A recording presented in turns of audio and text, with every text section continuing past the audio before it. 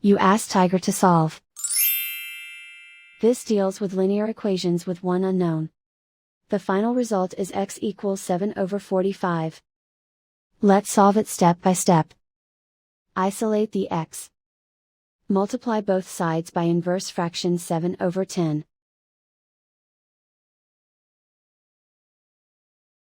Group like terms. Multiply the coefficients. Simplify the fraction.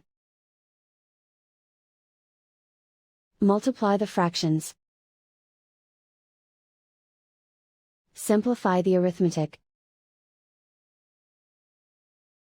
And so the final result is x equals 7/45.